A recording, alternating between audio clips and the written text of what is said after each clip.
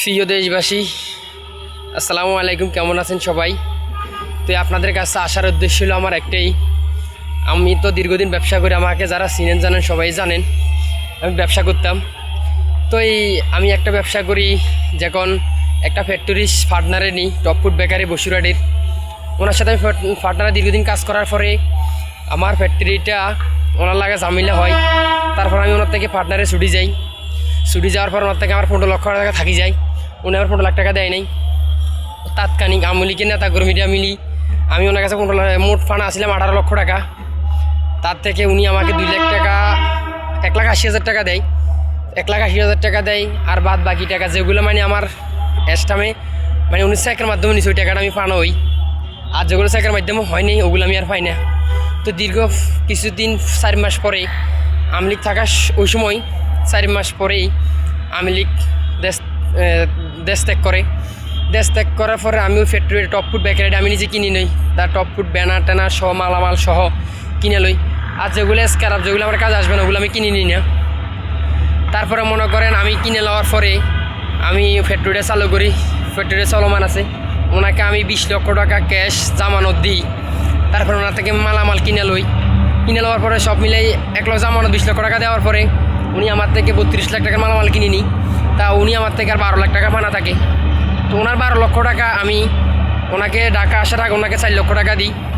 উনি আমার থেকে 8 লাখ প্লাস কিছু টাকা পানা থাকে। ওরকম এক্সট্রা একটা ওনার কাছে আছে, আমার 8 লাখ প্লাস কিছু মাইনাস কিছু টাকা পানা থাকবে প্লাস। তো এটা নিয়ে আমি দীর্ঘদিন বিগত 4 মাস যাবৎ নির্বাচনের আগে এবং পরে ঢাকা কেন্দ্রীয় কার্যালয় বিএনপির নয়া পল্টনে আমি 4-5 বার আসার পরে আমি মনে রকম অনেকবার দ্বারস্থ হই, মানে ওনার কাজটা আমার সমাধান করতে পারি নাই। লাস্টে যখন বিএনপির ভারপ্রাপ্ত চেয়ারম্যান তাৎকালীন ছিল, আমি তার কাছে যাই আমার ফ্যাক্টরি সমাধানের জন্য। আমি তার কাছে কোনো সাড়া পাই না। তার সিএমএফ সদস্য ওরা আমাকে বলছে যে নির্বাচনের পর আসিয়েন, তো আমরা একটা সমাধান করে দিব। এর ভিতরে নির্বাচনের পর আমি একবার গুলশান কার্যালয়ে যাই। তো চেয়ারম্যান বর্তমান প্রধানমন্ত্রী জামিলের কারণে আমি তার সাথে সরাসরি সাক্ষাৎ করতে পারি নাই, কথা বলতে পারি নাই। তো আমি মনে করেন ঢাকা আসছি, দীর্ঘদিন আমি ঢাকা আসি। তো আমার নিয়ে একটা অপকর্ম ছড়াই দিছে, আমি নাকি অমুক শ্রমিক ওই অপকর্ম লাগে লিপ্ত। তো আমি একটা কথা দেশবাসীকে বলতে চাই, আমি দীর্ঘদিন ব্যবসা করছি, ব্যবসায়ী মানুষ। আমার নিজের সম্মানের ডরে, আমি শুধু আত্মসম্মানের ডরে আমি একটা চাকরি পর্যন্ত করি না, যে মানুষ আমাকে চিনে জানে চাকরি করলে কী বলবে। অত এটা খারাপ দেখা যায় না, কর্ম কোনোটা ছোটো না, কিন্তু নিজের চোখের শর্মা আমি চাকরি পর্যন্ত করতে চাই না। কিন্তু তারপর আমি নিজে মাঝে মাঝে এই যে গোলপ বেকারিতে আমি দীর্ঘদিন কাজ করি। ফ্যাক্টরি আমার বন্ধ হওয়ার পরে 1.5 মাসের মতো কাজ করি আমি। তো ওখানে যখন লোকজন লাগে না, তখন আমি ওখান থেকে চাকরিটা ছেড়ে দিই। ছেড়ে দেওয়ার পর আমার ফ্যাক্টরি নিয়ে কয়েকবার বসার কথা ছিল, বসে নাই। আমার একটা লোকেরও অপহরণ করছে, আমার গাড়ি নিয়ে আটকে রাখছে। এটা নিয়ে আমি মামলা করি। আমি মামলা রিপোর্ট পাই আমার লোকটা যেন অপহরণ করছে। ওই মামলার আজকে আমার হাজিরে, আমি ঢাকাতে আসি। কিন্তু আমি যেটার জন্য আসছি আমার এই সমাধানটা করতে পারি নাই। আমি এখনও সমস্যার জন্য ঢাকা শহরে আছি। এখন কিন্তু আমার নামে একটা খারাপ একটা অপকর্ম বার করছে। সেটা হলো আমি মানে সবাইকে বলতে চাই, আমাকে সবাই চিনেন জানেন, যারা এই ভিডিওটা দেখবেন সবাইকে একটা জিনিস বলতে চাই, আমি আসলে তো যারা যেগুলো মাইন্ড করেন এগুলোর মধ্যে আমি নাই। আমার নিজের সম্মানটাই বেশি চিন্তা করি, আমি নিজের সম্মান নিয়ে বেশিরভাগ আগাইতে চাই। অত আমার প্রতিষ্ঠানটা আমার 2.5 কোটি টাকার সম্পদটা তো বসিরহাট আটকে রাখছে। এই জন্য আমি মানুষের কিছু দেনা ফেনা আছে, মানুষের টাকা পয়সা দিতে পারতেছি না। এই জন্য আমি আমার মতো করে চলাফেরা করি।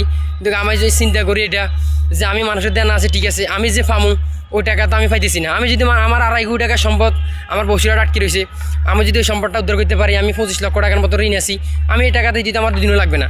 জাস্ট আমার প্রতিষ্ঠান নিয়ে আমি আগাইতেছি, কম বেশ নিয়ে এটা নিয়ে আমি সব জায়গায় দ্বারস্থ হইলাম। আপনারা জানেন এলসিপির দক্ষিণ অঞ্চলের মুখ্য সমন্বয়ক নাসিরুদ্দিন পাটোয়ারি, তার লাগে আমি সাক্ষাৎ করি। আমার ভিডিও ফুটেজ আপনাদের মাধ্যমে আমি দিই, ছবি আপনাদের মধ্যে ছাড়ি। যা আসলে আমি তার সাথে সাক্ষাৎ করা ফ্যাক্টরি নিয়ে। তারও আমার একটা কথা হইলো, আমি তার সাথে নির্বাচনের পরে কথা বলতাম। এই জন্য আমি ঢাকা শহরে নির্বাচনের পরে আসি ওনার সাথে সাক্ষাৎ করার জন্য, ফ্যাক্টরির জন্য। তো আপনাদের কাছে আমার অনুরোধ, আপনারা যারা চিনেন জান আমার ভিডিওটা দেখবেন, আপনার কাছে অনুরোধ, আপনারা যে অপকর্ম নিয়ে আগাইতেছেন আমার মান সম্মান নষ্ট করেন না। আমার সম্মানটা নিয়ে আমি থাকতে চাই। আমি আসলে ব্যবসা বাণিজ্য করি, এখন তো প্রতিষ্ঠানটা আমার তো দখল করে রাখছে। আমার বিশ্বাস আমি আমার প্রতিষ্ঠানটা আমার উদ্ধার করতে পারবো কিছুদিনের ভিতরে।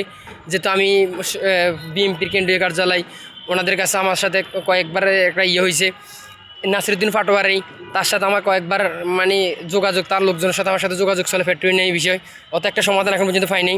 তো আপনারা একটু সহযোগিতা করবেন, আমি আশা করি সমাধানটা পাবো। যারা আমার নামে অপকর্ম লিপ্ত আছেন, আপনাদের কাছে অনুরোধ করবো আমার মান সম্মানটা নিয়ে নষ্ট করবেন না। এর যদি কারো মান সম্মানই নষ্ট করেন, আপনাকে আল্লাহর কাছে আপনি দায় দিবেন। আমি দীর্ঘদিন ব্যবসা করে সবাই আমাকে চিনে যান, আমার মান সম্মান নষ্ট করেন না, আপনার কাছে আমার অনুরোধ। আসসালামু আলাইকুম, ভালো থাকবেন সবাই।